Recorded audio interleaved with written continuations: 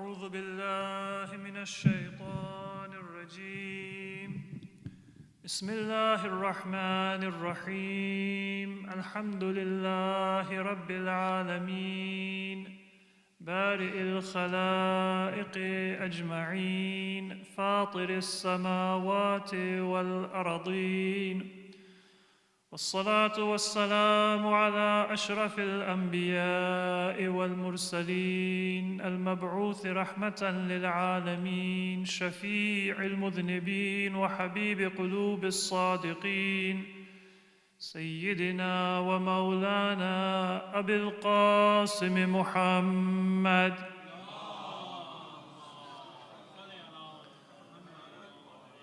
وعلى أهل بيته الأطيبين الأطهرين الهداة المهديين ولعنة الله على أعدائهم إلى قيام يوم الدين رب اشرح لي صدري ويسر لي أمري واحلل عقدة من لساني يفقه قولي أما بعد فقد قال الله عز وجل في القرآن المجيد بسم الله الرحمن الرحيم لقد كان لكم في رسول الله أسوة حسنة لمن كان يرجو الله واليوم الآخر وذكر الله كثيرا صلوا على محمد وآل محمد.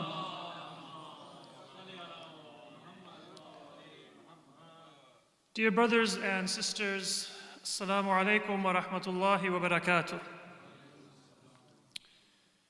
We are here to celebrate one of the most blessed occasions for a Muslim, and not just for a Muslim, but for a member of the human family, and not even just for the human family, but for all of creation. The birth of the Prophet of Islam, Muhammad al-Mustafa sallallahu alayhi wa sallam.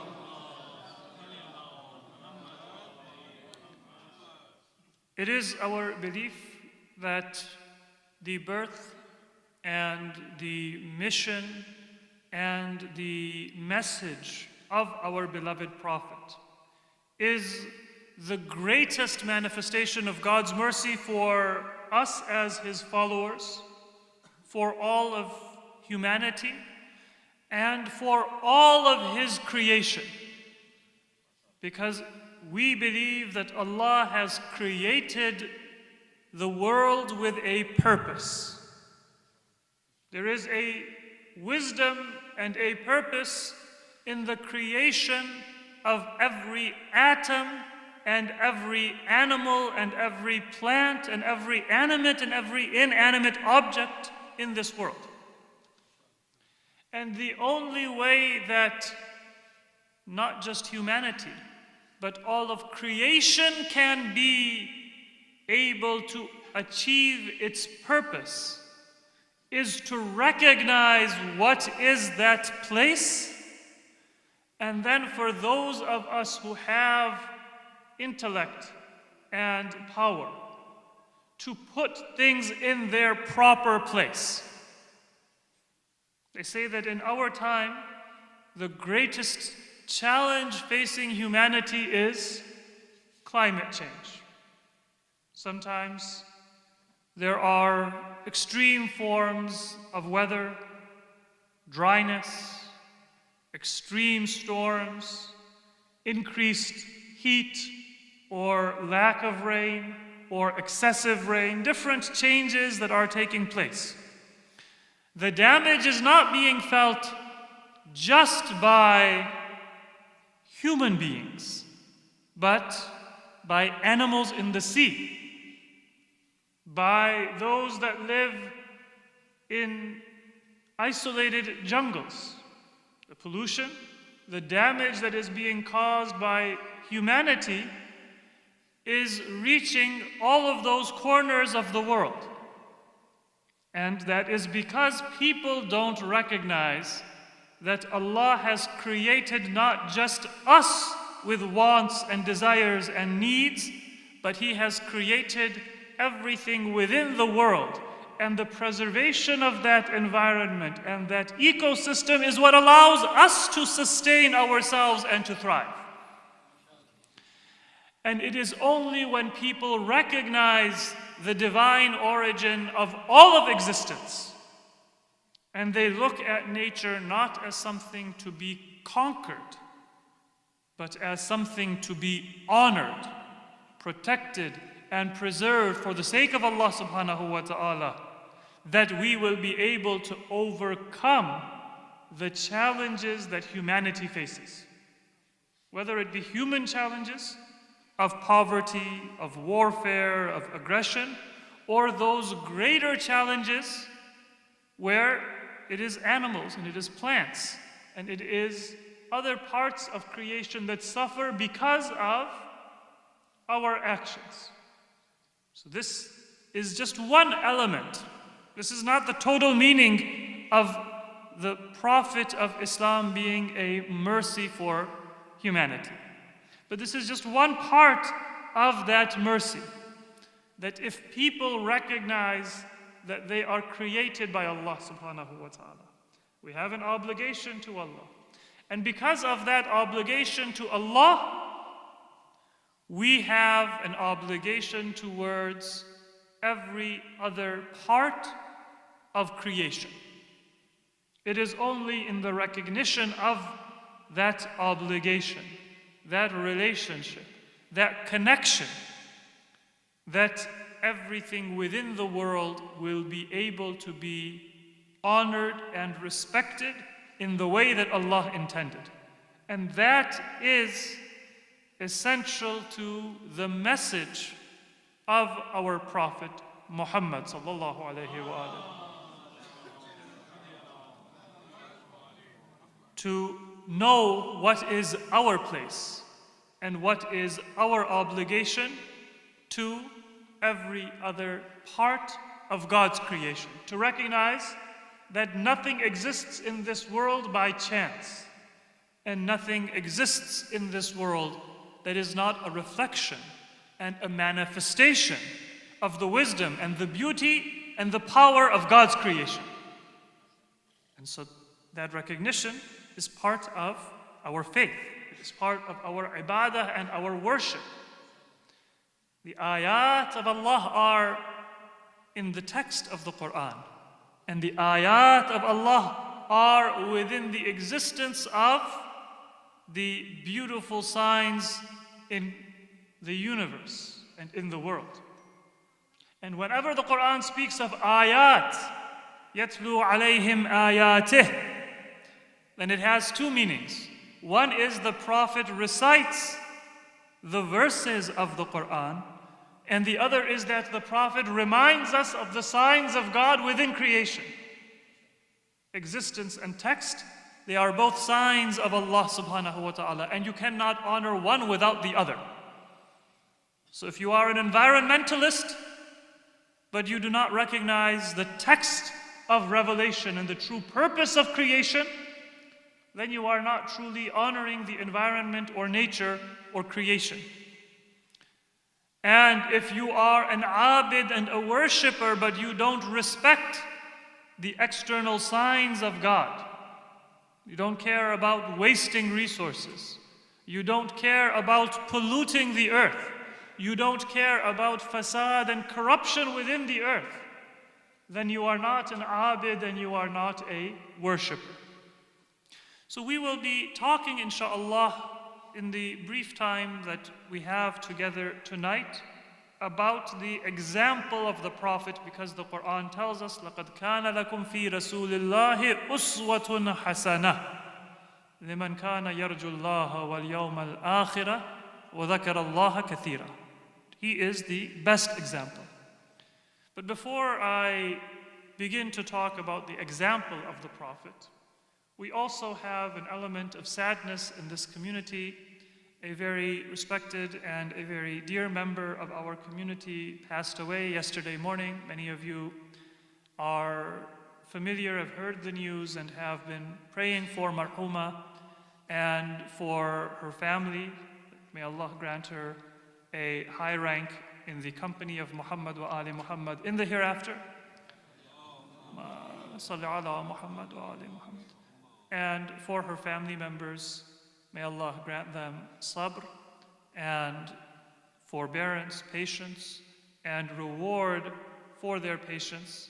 And may Allah grant them also the very best recompense as believers in this world and in the hereafter.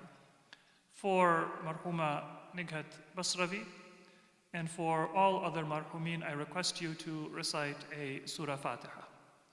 Bismillahir Rahmanir Rahim. Alhamdulillahi Rabbil Alamin. Ar-Rahmanir Rahim. Maliki Yawmiddin. إياك نعبد وإياك نستعين اهدنا الصراط المستقيم صراط الذين أنعمت عليهم غير المغضوب عليهم ولا الضالين صلوا على محمد وآل محمد.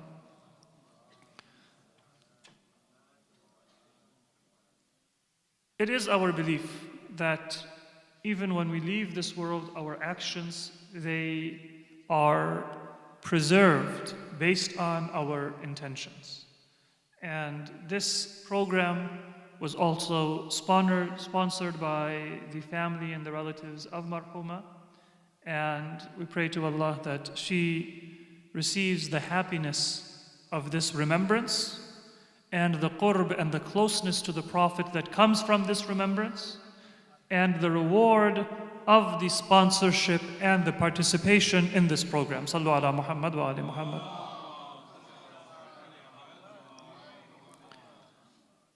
So as I mentioned, the Quran says that we have in Rasulullah uswatun hasana, the best example. But that best example is for a specific group of people. It is a good example for those people who have the values and the priorities of the Prophet. Because if our values and our goals don't align with the Prophet, then his example is not going to be useful for us or instructive for us.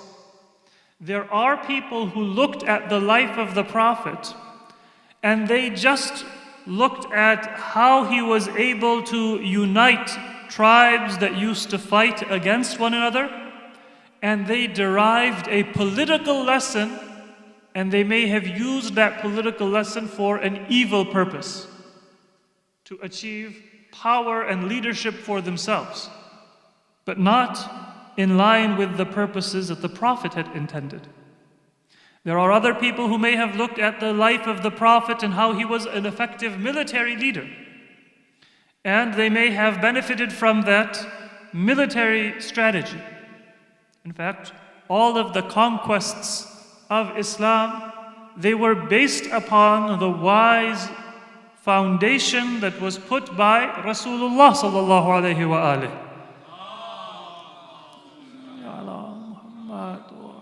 But does that mean that Sa'd ibn Abi Waqqas or Khalid ibn Walid or Amr ibn As, when they went to conquer Iraq and Persia and Syria and Egypt and Africa and other areas, all of them had the same goals and the same intention that the Prophet intended for his companions and his followers to have? Well, you can look at even their contemporaries and even their own fellow companions for the answer to that question.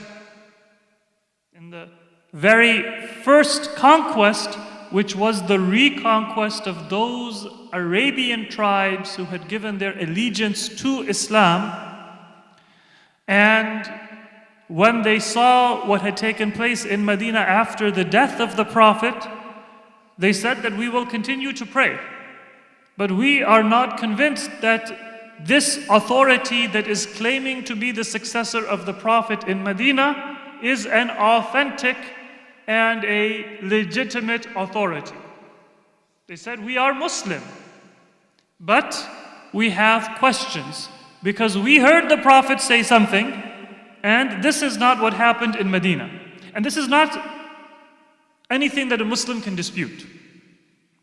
Shia or Sunni or any school of thought within Islam, nobody can claim that what happened in Saqifa was the ideal of Islam. No Muslim can claim it. And if somebody says that it is the ideal of Islam, then the answer comes not from Imam Ali, not from Imam Ja'far Sadiq. The answer and the refutation comes from Umar ibn al-Khattab himself. He says, كانت بيعة أبي بكر فلتة وقى الله شرها فمن عاد لمثله فاقتلوه.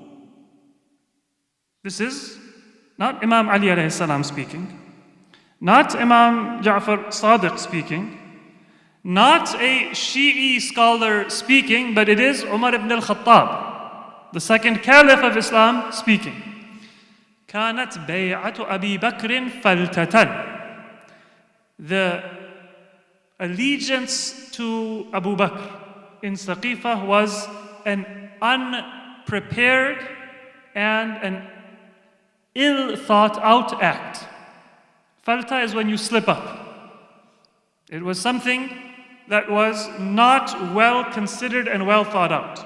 Now, what does that mean, and why did he use that word and not say that it was planned and it was a conspiracy? That's a separate question. We're using that argument that Umar ibn al-Khattab himself made. I'm not debating or questioning whether this characterization is accurate. But the point is that what happened in Saqifah, according to Umar ibn al-Khattab himself, was a falta. It was a mistake. وَقَاللَّهُ شَرَّهَا. Allah protected the Muslims from its evil. Meaning it should have been punished. It should have been evil in its result and in its outcome, but Allah averted and protected the Muslims from that harm. Again, my question is not, is this understanding and is this characterization accurate, or is this understanding and this characterization inaccurate? The point is that it was ill-considered and it was a mistake, and you would expect it to have bad effects. But you're closing your eyes, you're driving, you're expecting to crash. Allah protected your car from getting into that accident. And then the final statement is the most decisive.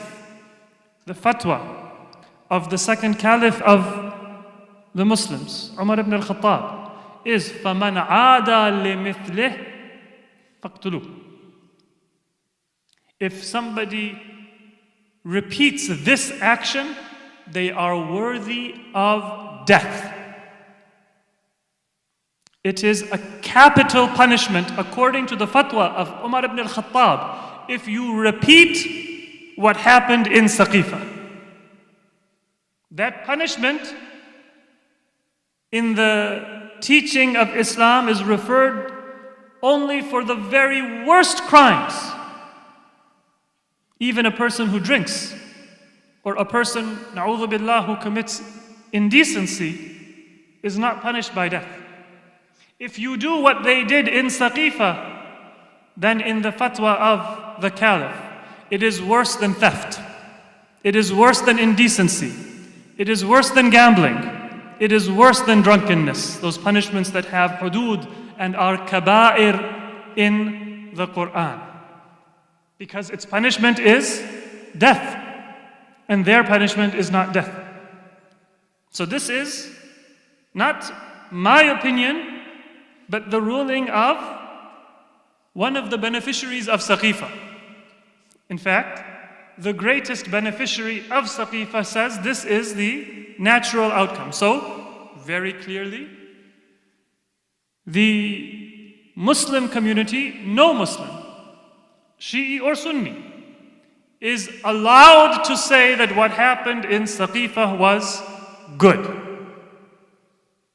Nor a Shia, nor a Sunni. When some Muslims had questions, then who was the first one to go and assert the authority of the caliphate in Medina? Saifullah, who became Saifullah here and not before, was Khalid ibn al-Walid. When he came back after having won those battles, then the first one to object was Umar ibn al-Khattab.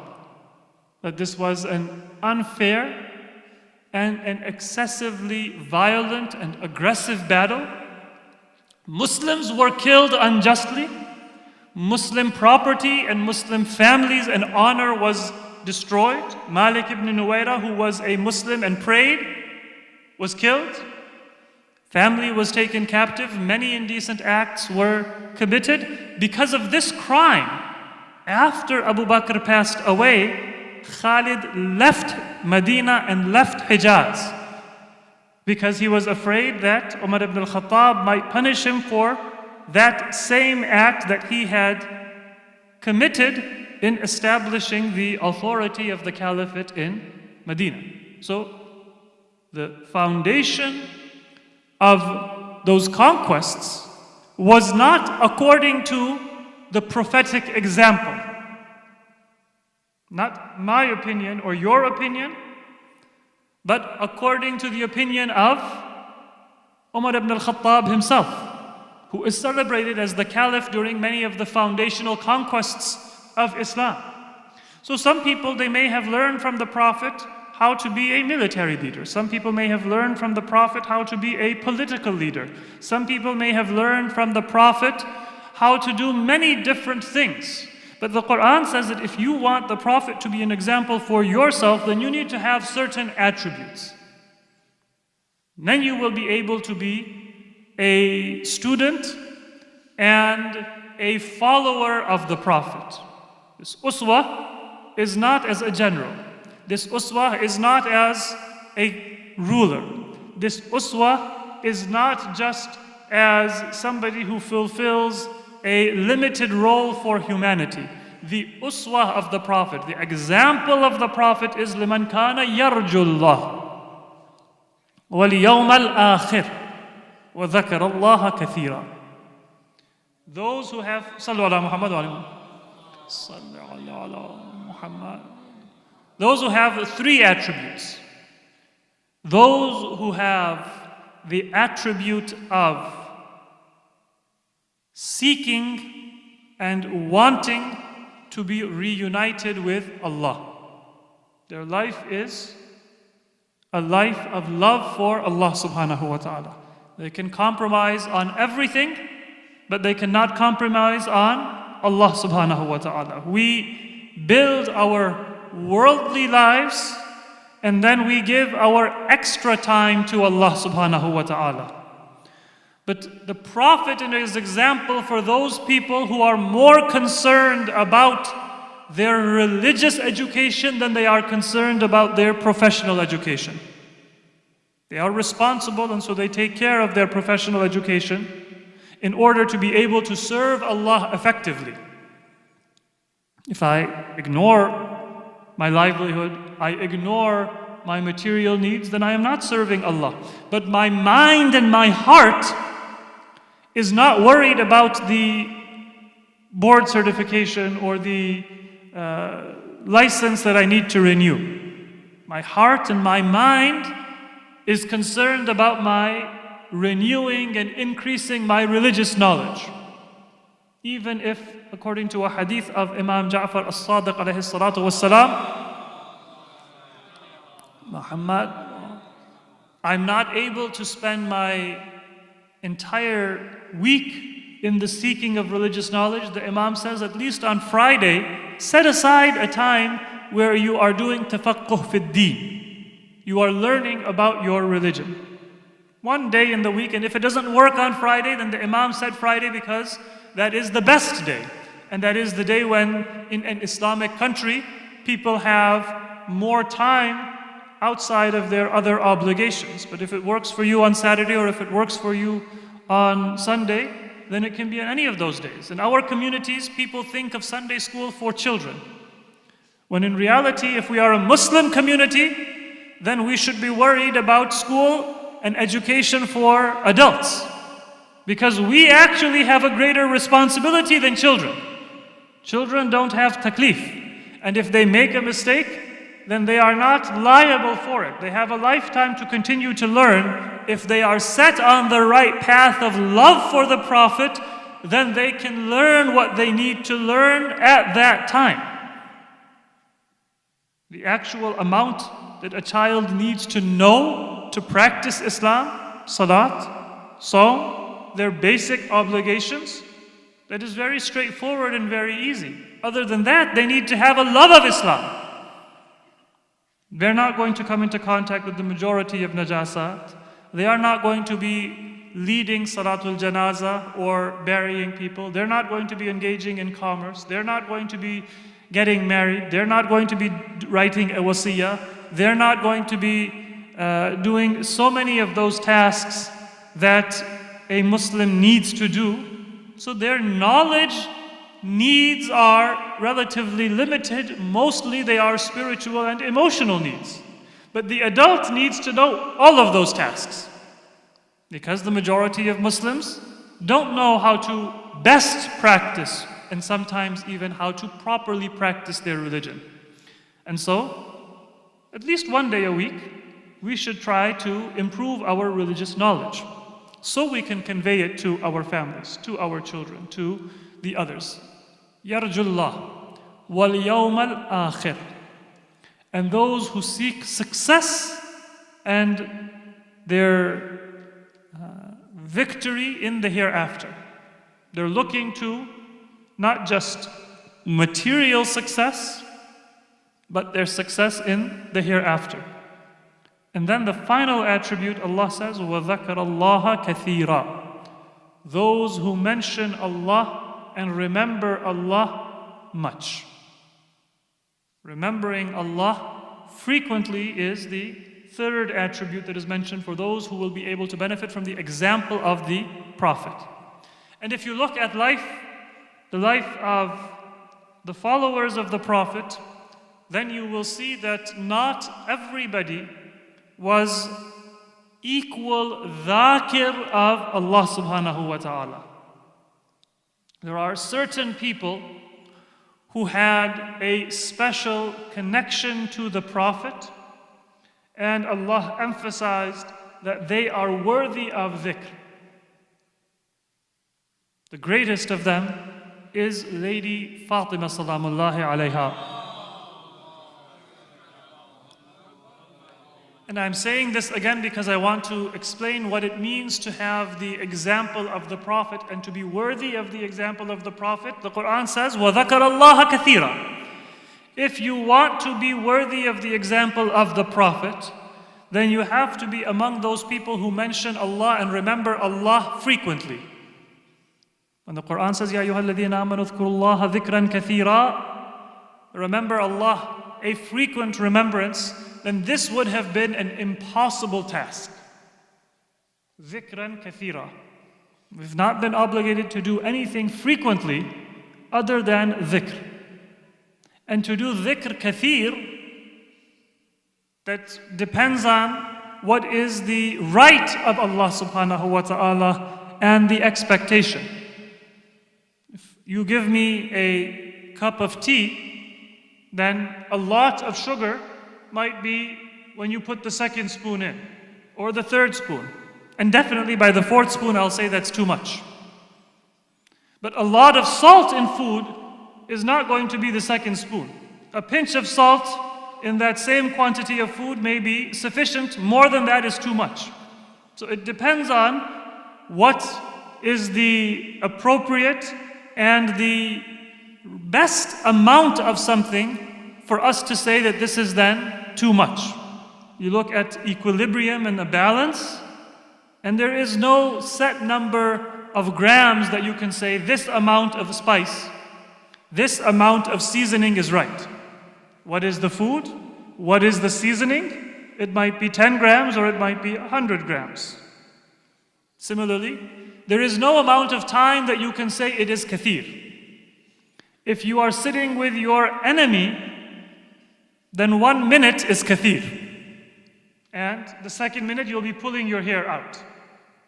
And if you are sitting with your friend, then the entire day can pass and it is not kathir. Because you worry, you wonder where did the hours go. So now Allah subhanahu wa ta'ala is our creator, our sustainer. He has given us everything that we have. And if we are appreciative of Allah for what He has given us and what we owe Him, what could be kathir? 10 minutes a day? 20 minutes a day? If we are appreciative, then if we have 24 hours a day, then at the very least we owe all of those 24 hours to Allah. And you and I, we have a hard time maintaining our concentration in the 4 rak'ah of Salatul Dhuhr or Salatul Asr. By the time we say Takbiratul Ihram, we've already distracted ourselves. And maybe we're distracted during Takbiratul Ihram. Sometimes we don't even remember, did we say it properly or did we not say it properly? So even just that 5 minutes of concentration is difficult for us when the entire day is not sufficient. But this is where Lady Fatima's example comes in to save us. Because this narration also is in Shi'i and in Sunni sources. That there is a gift given by the Prophet to Lady Fatima salamullahi alayha. That gift is tasbih. Tasbih of Fatima Zahra. And if you recite that tasbih after your prayer, then kutiba min al-dhakirin Allah kathira. You will be counted as among those who remember Allah subhanahu wa ta'ala frequently. Now, you might not have had full concentration during the salah. That's not a condition. You might not spend the entire day in dhikr. You sleep, you eat, you work, you do so many other things. And in some cases we have less or we have greater concentration during the rest of the day. But the Prophet says this gift given to Lady Fatima salamullahi alayha, if you follow her example and practice what she practiced, then you are among those who are frequent rememberers and mentioners of the name of Allah subhanahu wa ta'ala. Kutiba min al-dhakirin Allah kathira. Sallu ala Muhammad wa ala Muhammad. So what does that tell us? It tells us that the uswah of the Prophet is appreciated by Lady Fatima above all else. If anybody else had been among the dhakirin Allah kathira, equal to Lady Fatima or better than Lady Fatima, the Prophet would have given this gift to that person. Otherwise, the Prophet was doing an injustice. If the Prophet is like me, I have a very good thing to give, then I'll call my son or my daughter and I'll hide it from somebody else. But if this is Rasulullah sallallahu alaihi wasallam, he doesn't have nepotism. He doesn't say, Lady Fatima is my daughter, I want her to be honored, and these are other people, they can take care of themselves. Allah reveals to His Prophet that which is right. The Quran says that Allah sent the prophets لِيَقُومَ النَّاسُ بِالْقِسْطِ, so that people can do things that are just and that are fair. How can the Prophet do something that is unfair? So if the Prophet gives tasbih only to Lady Fatima, then it's not just because he loved her as a father. It is not just because she had sacrificed her childhood in service of the Prophet. But it is because she was the closest one among his entire ummah to Rasulullah. She was the one whose dhikr was the greatest dhikr. And she was the one who was the closest to the example of the Prophet. She was the one who best understood the uswah of the Prophet. And because she had the greatest dhikr, and she had the greatest uswah, and the greatest example closest to the Prophet himself, when Allah wanted to give that gift through His Prophet to the ummah, He said that it should pass through the channel not just of Rasulullah, but also of Fatima Zahra salamullahi alayha. So far we have spoken about who is the best example. And Lady Fatima, when we speak of Lady Fatima also, we are speaking not just of Lady Fatima, but she was like the axle of a wheel. And then imamat was founded in that pillar that was Lady Fatima salamullahi alayha. Even the imamat of Imam Ali alayhi salatu wassalam was prepared and was protected by the sacrifice of Lady Fatima salamullahi alayha.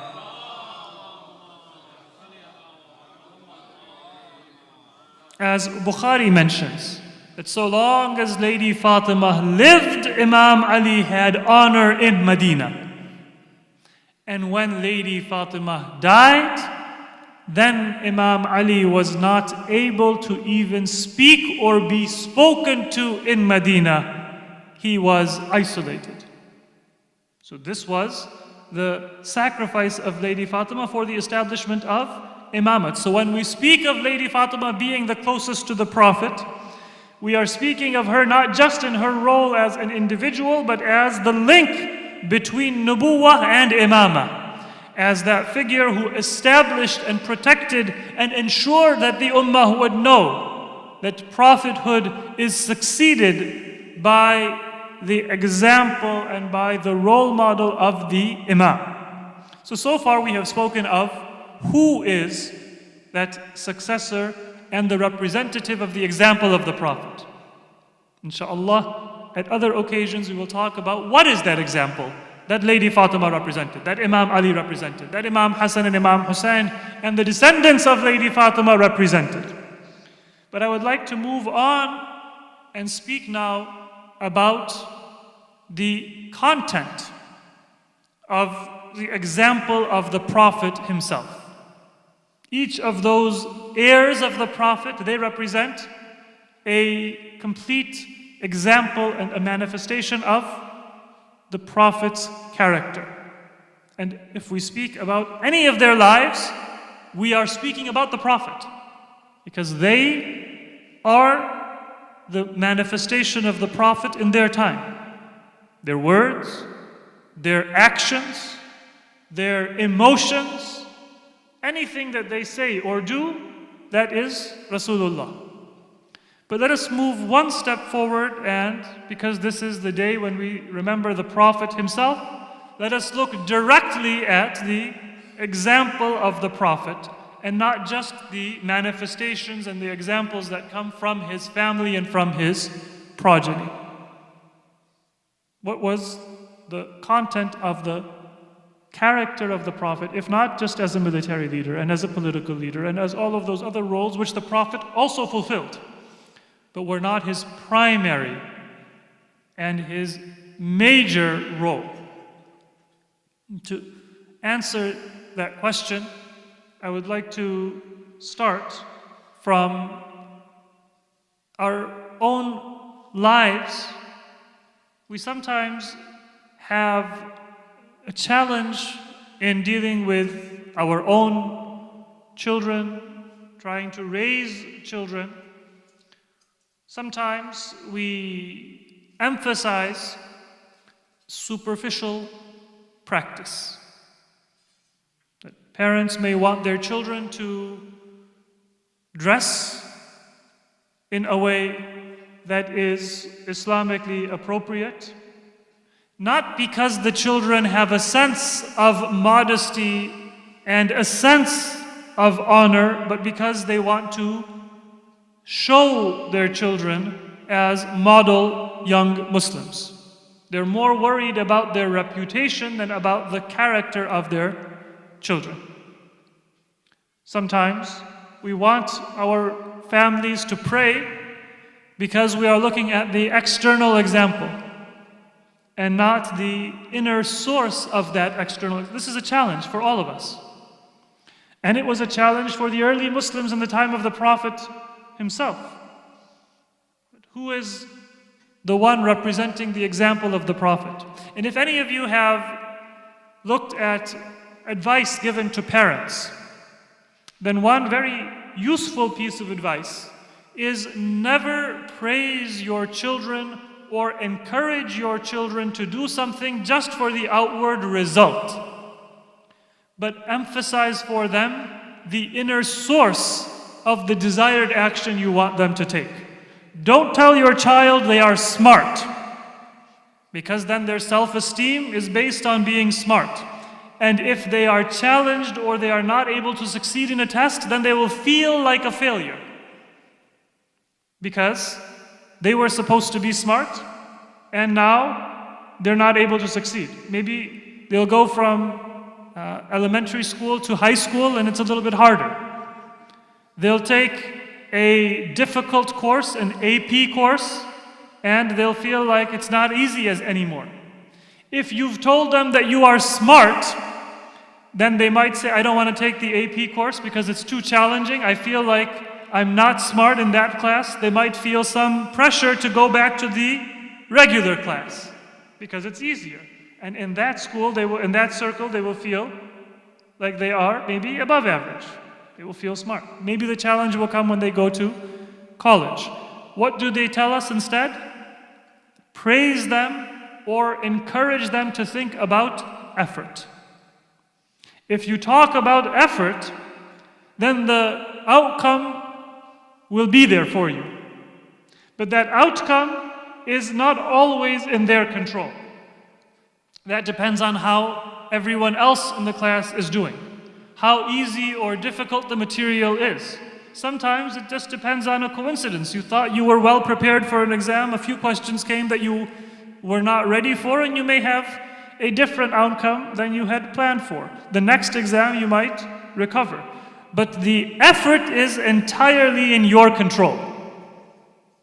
And that message is in the Quran. And very interesting, the Quran says that this is في صحف إبراهيم وموسى. Not just in the message of Islam, but أَلَّا تَزِرُ وَازِرَةٌ وِزْرَ أُخْرَى وَأَن لَيْسَ لِلْإِنسَانِ إِلَّا مَا سَعَى. Nobody will bear the burden of anybody else. And nobody will get anything but what they strove for and they worked for. This is not a new message of child psychologists or people who are trying to give us modern advice based on the latest research on how to encourage ourselves and others. It works for adults as well. This is في صحف إبراهيم وموسى وأن ليس للإنسان إلا ما سعى. You're only going to get what effort you put in. And so if I say that I do all of my wajib prayers and I do my nawafil and alhamdulillah I have fulfilled my obligation. If Allah subhanahu wa ta'ala gave you a family that trained you and encouraged you and supported you in doing those things, and you do those things, then you might not get any particular credit unless you worked to improve on what you were given by your family.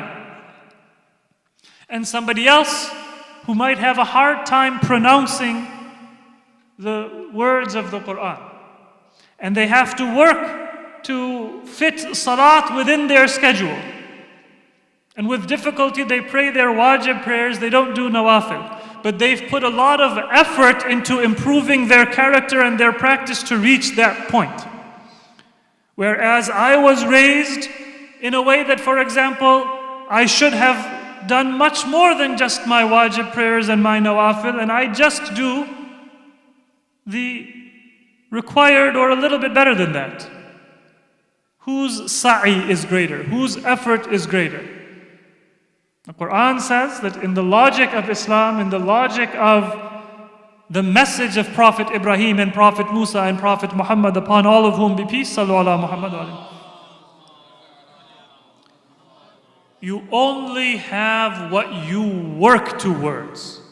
Not what you accomplish, but what you have strived and you have worked and you have made an effort to try to accomplish. The effort you put in, that is what you will be rewarded for by Allah subhanahu wa ta'ala.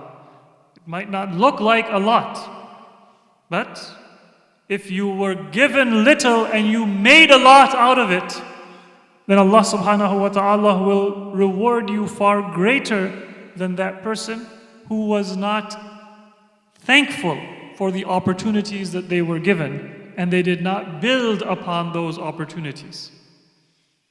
Now, within the Muslim community, this is perhaps the most important example that you and I have to remember from the life of the Prophet. Because unfortunately, too much of Islamic history is based on just taking pride in the result and the outcome. We conquered these territories. We have this number of Muslims.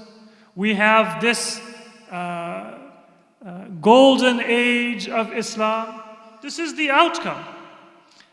Allah sent you the greatest human being who ever lived.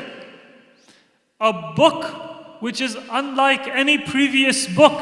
It is a miracle from Surah Fatihah to Surah Nas.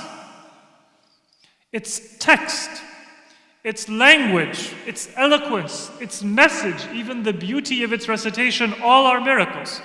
It contains within it historical miracles, scientific miracles, astronomical miracles, medical miracles, and that is just the very basic level.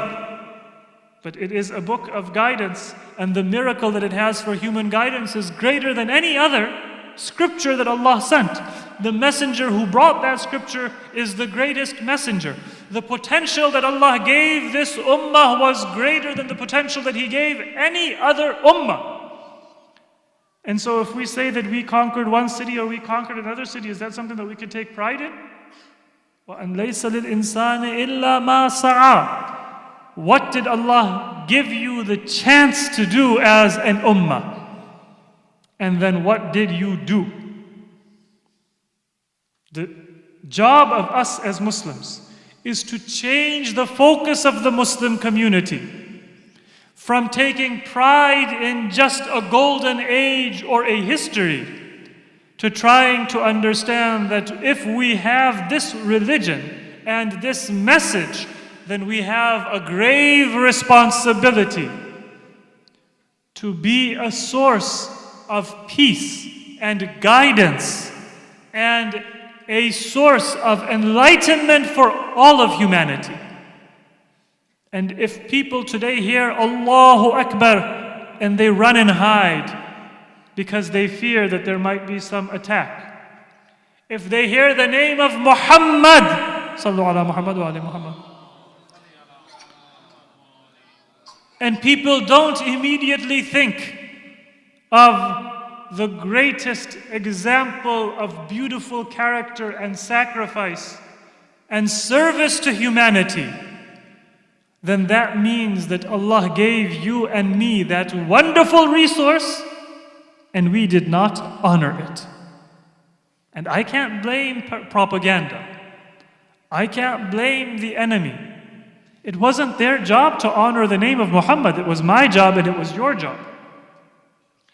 It was not their job to spread the message of the Quran.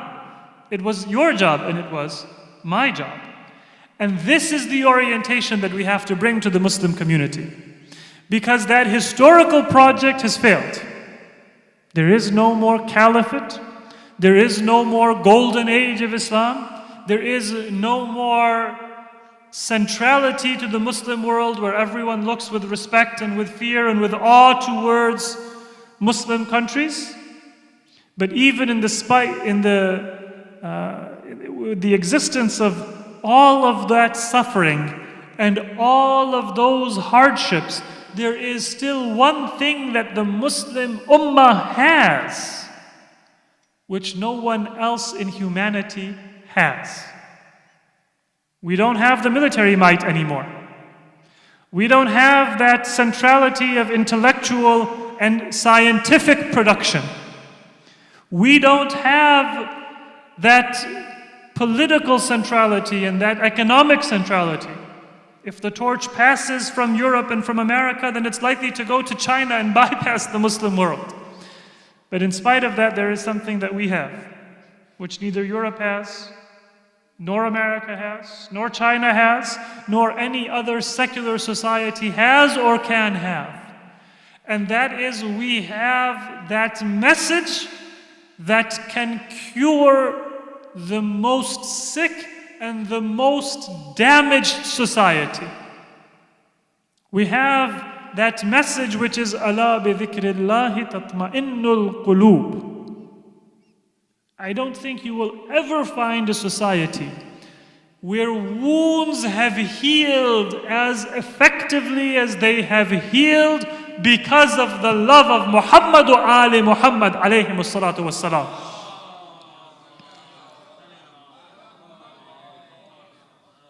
And you see that in the Muslim world in Iraq, where after the world's weapons are still polluting the sand and the swamps and the cities of Iraq. In other places they have seen war. Generations after that war, the Ukraine can still not unite with Russia. The southern US can still not be sympathetic to the Union States in the Civil War, 160 years after that war took place. In Europe, you still have an inability to unite and form a single union. There is various tension. But in a society that doesn't have the wealth, that doesn't have that kind of education, but they have a connection to Muhammad wa Ali Muhammad.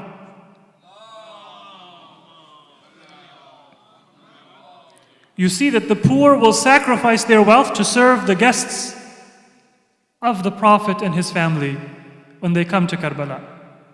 You see that they will invite those who until yesterday they could not visit the cities of, and they will invite them as refugees, and they will invite them as guests, and they will serve them. Whether Christians, or Sunnis, or Shia, or people of any other religion, that healing potential, not because of wealth, not because of any other external resource, but just because of the sincerity and the purity that comes from the heart, it inspires and it brings tears to anyone who witnesses it, anyone who sees it. That is something that you and I as Muslims, we have a connection to. And I say that not so we can take pride, but so we can give ourselves a mission.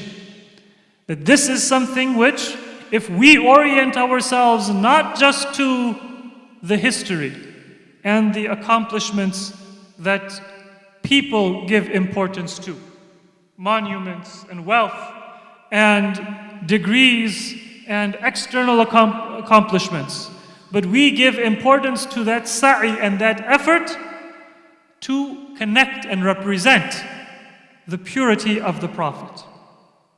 Then you don't need that wealth and you don't need that military might, because you have that resource which no one else has and which everyone needs. And it will cure your illnesses and it will cure the illnesses of anyone else who is able to learn from it. That is our mission as Muslims. That is our obligation to our beloved Prophet. Our goal is, whatever we do as a community, and every member of the community has a part. An alim, a professional, a child, man, woman, old, young, all of us, we have a part. Our goal is that through our efforts, those people who have never heard the name of Muhammad, Sallu ala Muhammad wa ali Muhammad, they should hear his name and they should know who he was. Those who have stereotypes and maybe have negative thoughts about Islam, they should hear the true message and the true life of the Prophet, so that their prejudices and their biases can be turned into accurate information. And all of those whose hearts are wounded and are looking for a cure, our doors and our message will be able to provide them that cure. If we can give ourselves that mission and we can work towards it as a united community, then we can say that we are true followers of the Prophet. We are followers of the example of the progeny of the Prophet.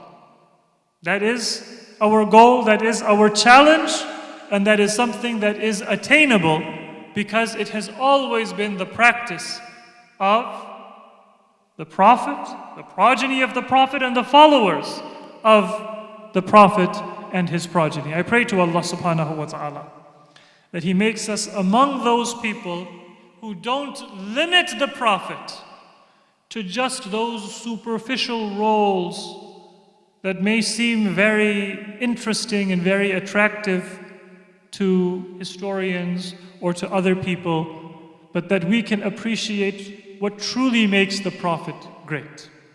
What truly makes the Prophet great is, as Imam Ali says, that he was tabibun dawarun bitibbih.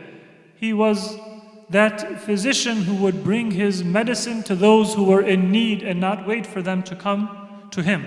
This is what made the Prophet great.